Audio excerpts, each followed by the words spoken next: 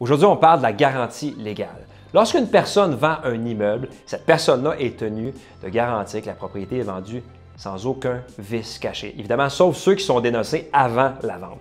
C'est ce qu'on appelle de façon générale la garantie légale. Ce qu'il faut savoir, c'est que la garantie légale existe par défaut. Il ne faut pas nécessairement l'ajouter au contrat, ça vient avec par défaut. Maintenant, qu'est-ce qu'un vice? Un vice, c'est un défaut majeur, de sorte que si l'acheteur avait été mis au courant de ce vice-là avant l'achat, il aurait soit annulé son achat ou soit baissé le prix.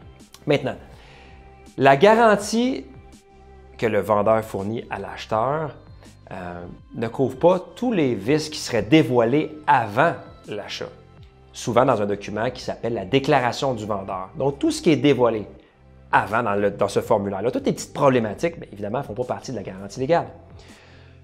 Il y a cet élément-là, mais il y a également le fait que la garantie légale ne s'applique pas sur des éléments qu'un acheteur prudent et diligent aurait pu constater.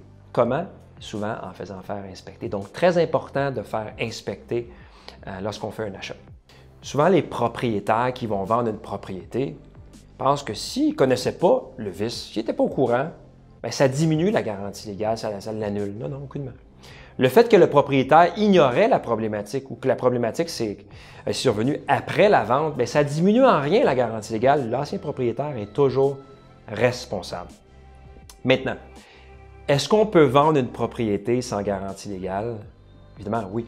On pense évidemment au cas classique, une reprise de finances, une succession ou des gens qui sont assez âgés qui veulent vendre et puis avoir de soucis une fois la vente complétée.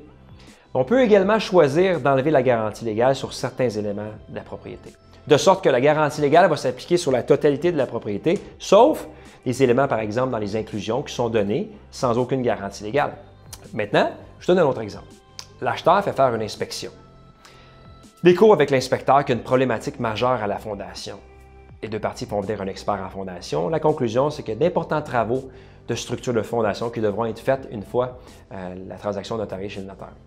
Donc, conséquemment, les parties décident de rédiger une modification dans laquelle est rédigé, est entendu plutôt que les parties conviennent d'ajuster le prix à la baisse pour tenir compte des travaux devant être effectués sur la fondation. Ce qu'on fait à ce moment-là, c'est qu'on applique la garantie légale sur la totalité de la maison, mais bien souvent, on décide de retirer la garantie légale sur ce qui fait l'objet de la baisse de prix, qui est dans ce cas-ci la fondation.